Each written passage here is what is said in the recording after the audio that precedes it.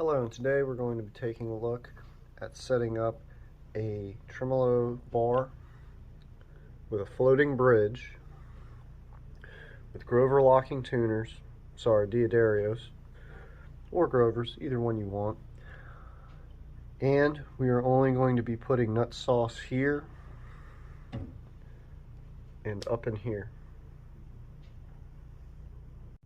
Now, I personally, as you've seen earlier, like to put a little block of wood under the bridge so it can retain a floating status. This kind of helps the strings when you're setting up. Not much, but it kind of helps, because what's going to happen is as it's laid back down on the body and you start putting all these strings on, it's going to keep detuning as it goes along. So it's just kind of nice to put them all on, get them to kind of a standard tuning, and then just down, pull the block out. And that kind of helps with the process. It's kind of what they do with the Floyd Rose also. But that's just a little trick I like to do, and personally I think it kind of helps a little bit. Today we're going to be using regular Slinky Ernie ballers. These are my personal favorite, $7.50 at the pawn shop in Swansboro, North Carolina, in case you guys live around here. Personally, these are my favorite. If you actually look on the back here, they have a power grade scale for everything. If I can get that focus. It's pretty high up there. Once you start getting thicker than these though, unless you're like a giant, which I have like just normal size hands, unless you're like a giant person, anything beyond really these right here are going to be pretty hard to play, and your action's going to be probably a little higher than anything else. We're also going to be using a Dunlop guitar polish and cleaner, which I've already done to this on the body. And then also I like to use some fret lube. We have Dunlop Fret 65 Ultimate Lemon Oil. Stuff's pretty good. I like it. And that is really what I want to show you. So you're going to take this, do a little squeeze like that, turn it upside down.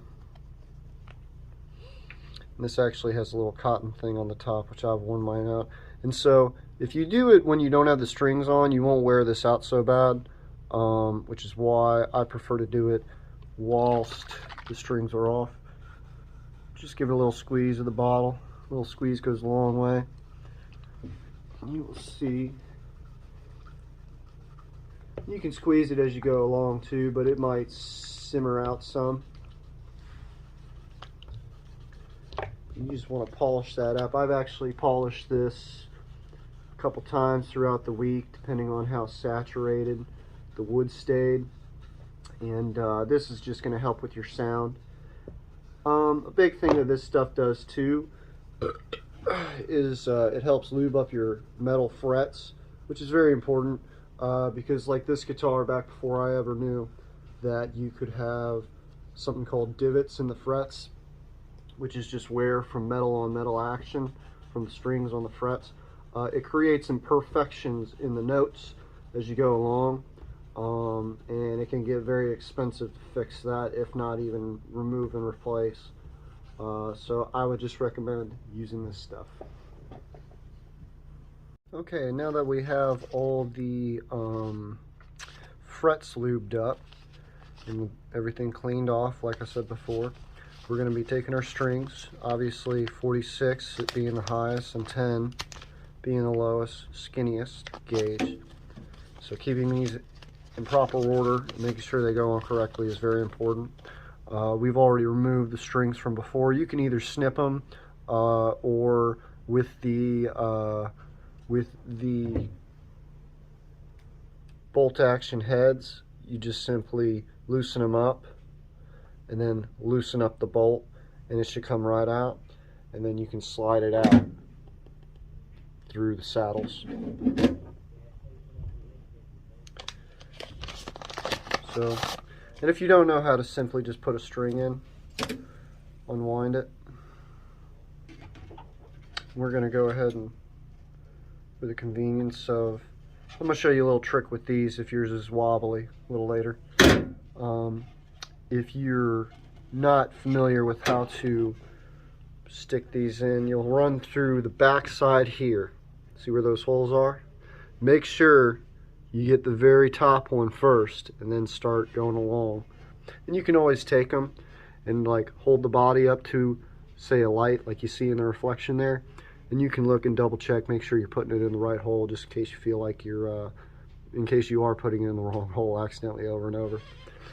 But fairly simple.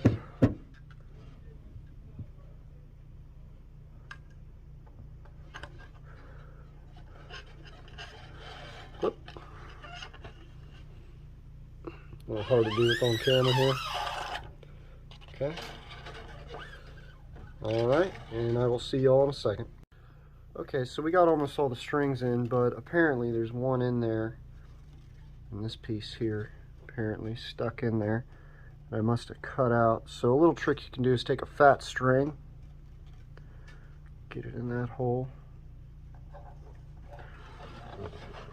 push that out like that.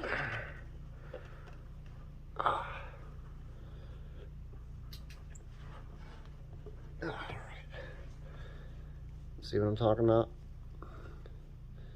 That's why I don't like cutting them so short. This one actually broke. So, take that back out.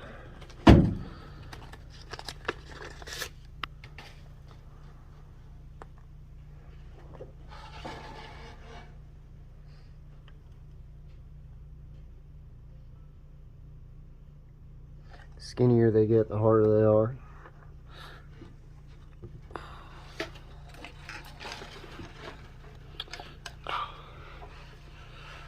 And voila,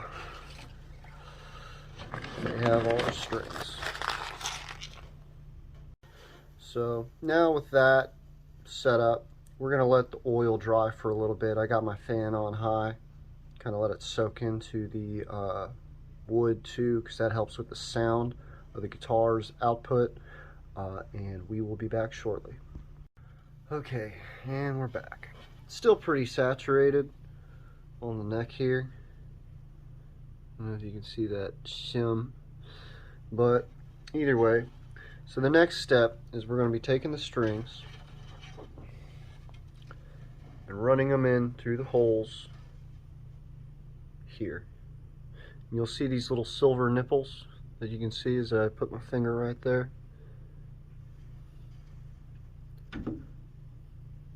Those little silver nipples. The string will actually go in that hole. This is the product we're going to be using on the bridges.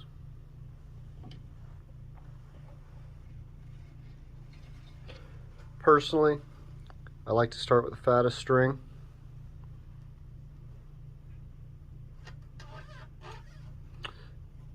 And you need to make sure that the bolt is screwed down enough so that way the hole is open enough for it to catch. See how it's already caught, so loosen that up. You don't want to grind on it, but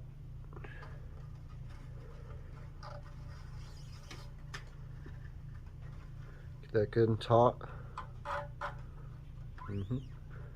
Come down here, give a little pull up down here, pull up and then over like such. And you don't want it like super taut, but just enough to where you can kind of be able to slide it over, and then gently tighten that back bolt. And I also too make sure that all my tuners are like that so they're not in my way. Okay, we'll come back. Okay, now that we have all strings on there, see how I can just and nothing happens because well, they're quite loose. And in fact, if you even look right here, you can see that they are still very quite loose. So one big thing that you need to understand about the functionality of these tuners is that this bolt goes up, bites into that. Make sure they're good and tight. Give each one a good little final crunch down.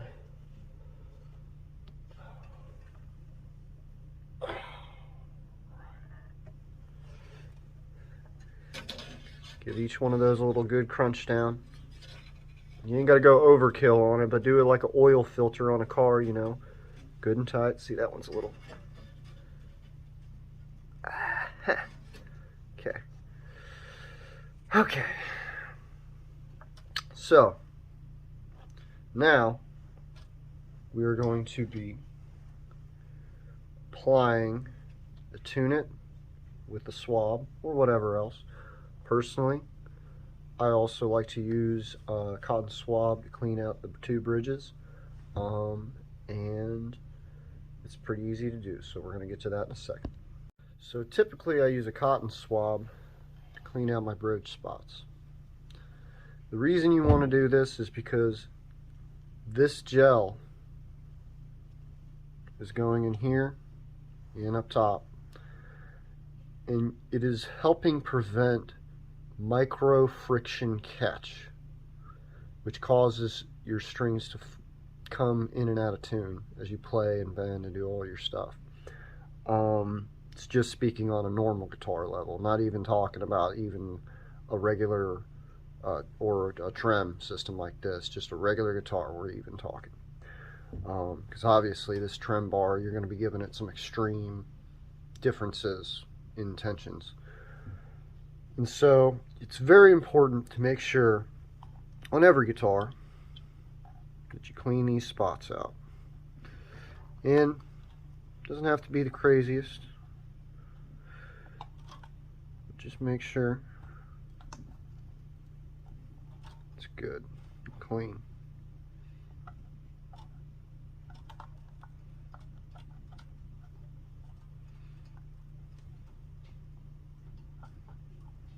Okay. We'll switch over to the top.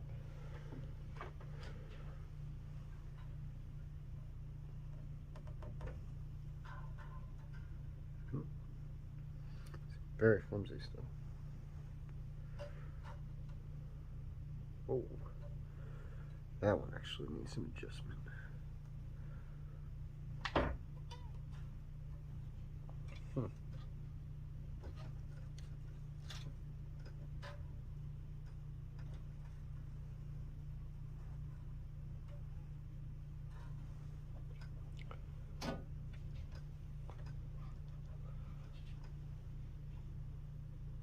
Good and tight.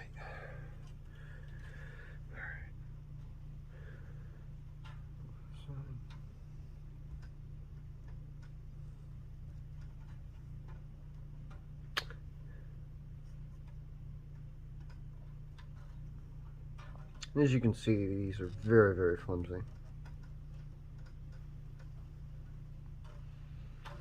Kind of a pain to deal with in moments.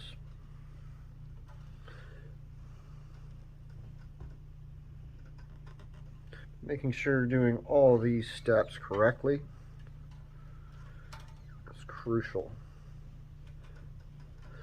Because I tell you what, Floyd Roses requires very similar maintenances. And quite honestly, this is a lot less to deal with. Because with the Floyd Rose, you have to block it and do all this crazy crap, and it can be very, very annoying. This, a lot less stress. If you've ever set up a Floyd Rose or tried to, you'll know exactly what I'm talking about. Floyd Rose, Eddie, I love you guys. Thank you, but I fucking hate it. Alright, so anyways, now that we have all of this, did I lose my thing? So now that we have that all cleaned out, we're going to be taking the swab stick, which I've pretty much used mine all up, but that's okay, it still helps, and the tune-it. You're going to want to move your string to the side, like such.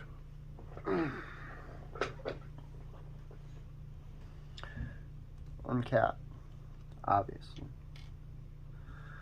And you're gonna just, well, fuck it. What I really like to do is this. I'm not gonna pander around what I do and don't do, so I'm just gonna do it. I like to swab it up just like that.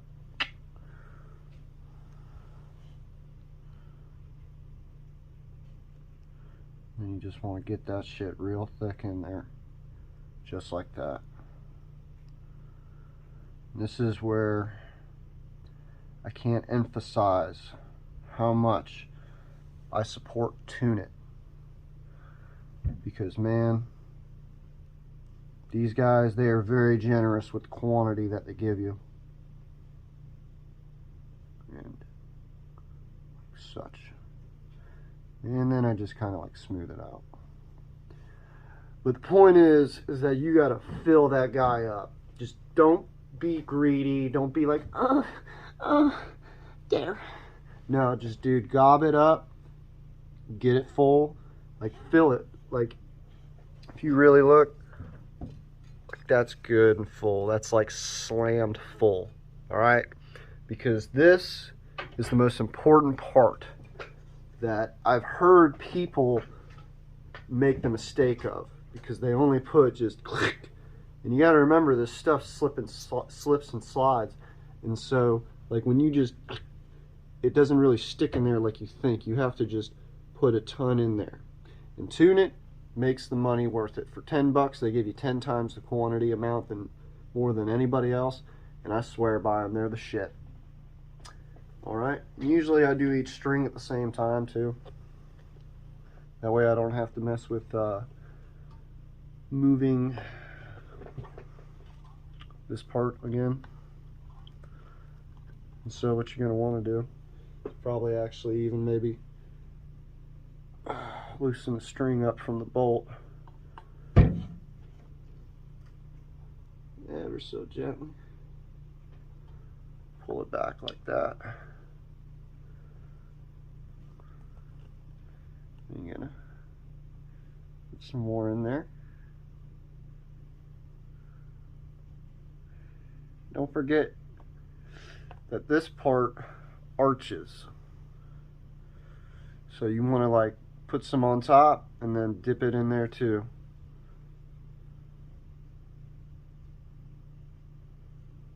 Just good and fat. You're gonna end up wiping this off when you're all said and done, so don't worry about that. And it's also supposed to be friendly for your hands. I've never read that, but I can only assume the fact that it's touching your hands, where your hands would go, that it would be friendly. And don't take my word for that, because everybody's different. But for real though, I've never had any issues with it, and I deal with a lot of chemicals and stuff, just, you know, through like work, like power washing, you know, it's a great example. And then working on my motor and my tools and shit like that. So anyways, now that we got that all goobed up, don't take it in from the side of either way. You want to come directly straight down. Like you're cutting some cheese. Okay? Now, we're going to come back over to here real quick. You're going to keep that tension tight. Bring her on down. Just set her in there like you're cutting cheese. And then we got to fix this real quick, because I had to loosen this up. There we go. Tighten it back up. Hold her tight and good. There you go.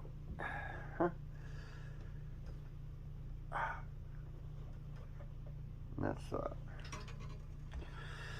and as you can see, it oozed all out. What I like to do is I'll take that little bit of excess and I'll even like put it on the back side here.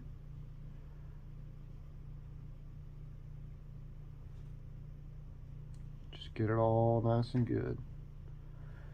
And you'll see it's almost like its own little resiny collection, if you will. And so down on the other side over here, all you gotta do is just wipe that with a rag. That'll be fine. And that's so like tight. It's so tight in there that you don't really have to worry about it going side to side or anything like that. Up in the nut area up here you kind of do, which is why you got to really super goober it and then put some on the back because it goes forward and back. It's really no point putting it on this side, because if you put it on this side, it'll end up affecting your notes and your strings and your sustain and a lot of shit you don't want to fuck with. So that right there is pretty much the simplicity of it. So we're going to go ahead, finish this up, and yeah.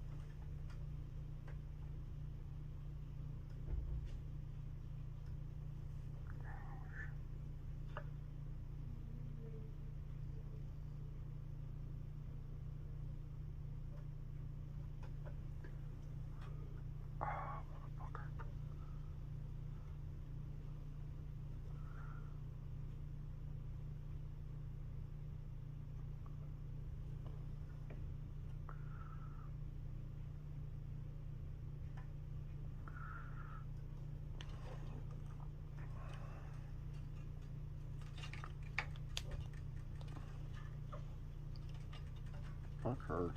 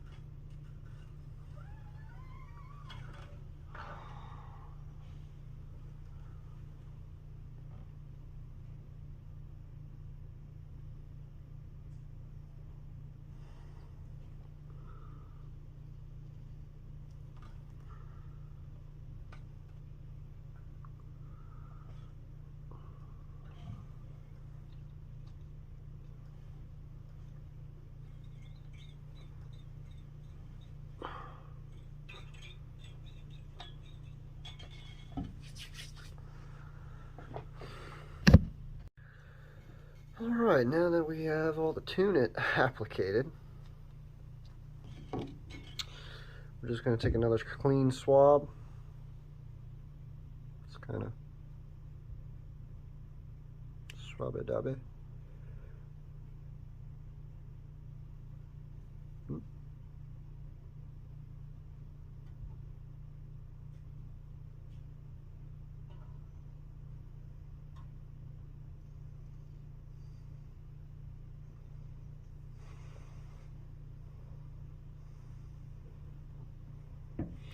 Alright.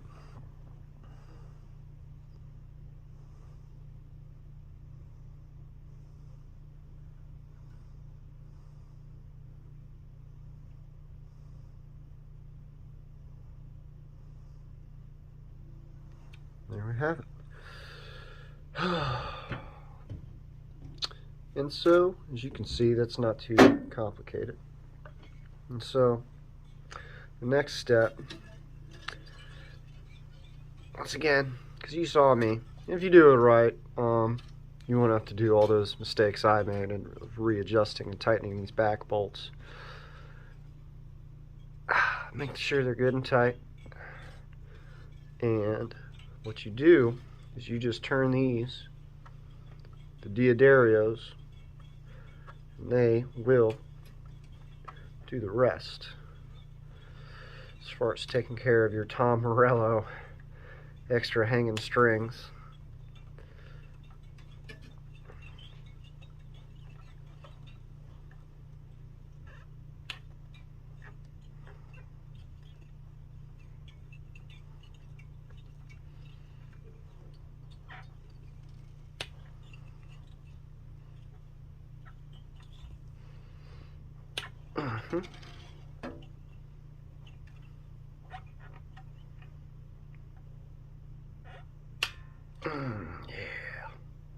Yeah, let me get James Hatfield, yeah. Alright. The rest will be on the tuning board. You also too, probably, before I forget, just take a swab. Don't forget to rotate it, because this stuff will get on your hands. It'll get on your hands, and then you're going to act a fool, because you're going to be like, man, you tell me to put this stuff on there? Next thing I know, I got this shit all over my hand. What am I going to do? And this is what I tell you. Once you do that, actually, take your designated guitar rag and the cleaning side,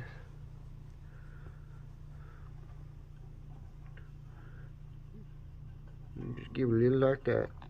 Try to stay away from the very up in there. Don't try to yank it out, yank the string up. You just want to, you'll get that lube out of there. You just want to take it off. So where it vibrates, it'll not have that on there. Oh, that string's bent. What the fuck? Okay, see, this is another reason too why you want to have extra strings lying around.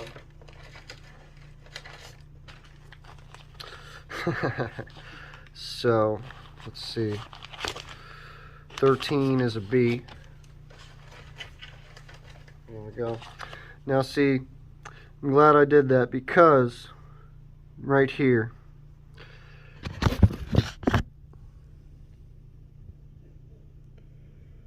right here on the tip, I don't think you guys can see it, barely. Right there.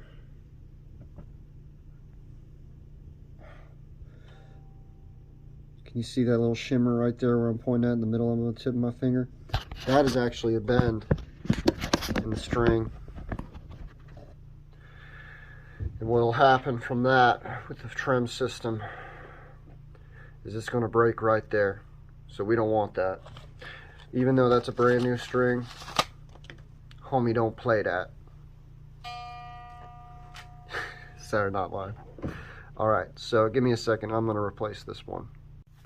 Okay, now that we got that string problem fixed, as we were with the head, the strings cut off manually by the tool itself. So now, let's not forget, back here we have that little piece of block holding that up. Strings are kind of tensioned. It's up here. So we're going to go ahead, tauten this up. Tauten that up. Little ping. Tauten that up.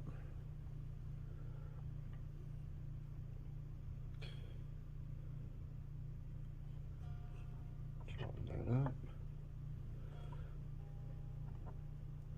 Tauten that up. I can feel it starting to loosen up the block. So I'm going to give each one of these head tuners a half spin. And that should give us our block back. By the way, this piece of block was given to me by the guy who did, Mr. Ron, who did the intonation job on this. Excellent job, Swansboro, North Carolina. This piece actually goes in the back under this body part right here in the back, so that way if I just want to ever turn it into a non-bridge and just tighten the springs up, this little piece right here I can just ba-doop, and then it's perfect. So thank you for that, Mr. Ron. Never want to lose that piece. So now we have the bar. I told you I was going to show you a little trick. And so mine's a little wiggly when I actually put it in there.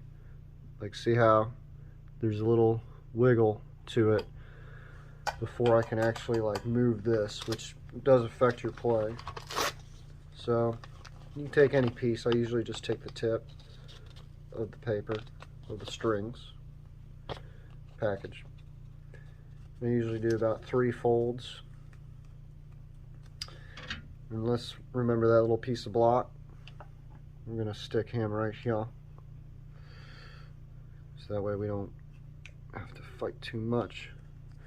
The good thing is just get your center down like that.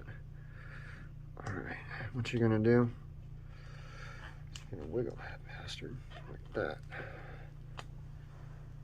Just wiggle it like that and get that indentation for that hole. And then you're going to apply a little force.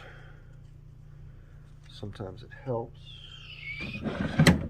So you take something sharp or like a screwdriver. Get a little pre-hole drill going.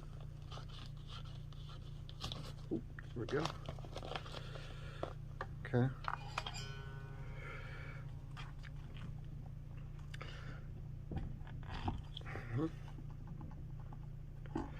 And voila. The wiggle is now gone. Just tear that tip piece off.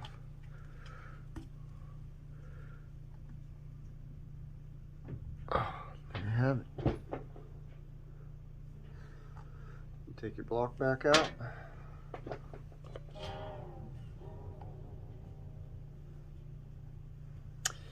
And there you have it. So now we got to tune this, and it's gonna sit for probably, everybody always likes to say a day. I give it like 2 or 3, honestly. And that really seems to be the moneymaker. So, not to say though, you can't force stretch them, which, you know, you can do all that. What you kind of want to do that where you take them and you go like that and stretch them like that. You want to do that. But force stretching also is like doing that with combination of, let's say, how can I put it? You just play the hell out of it and make the string stretch and do all this craziness.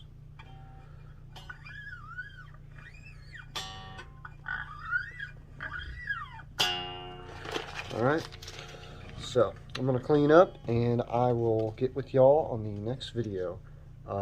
Tune it, let it sit for about 2-3 days, play it, not the first day, wait till, especially let the lube dry, or the fretboard lube, what we did earlier when we went across and put all that on there, let all that dry.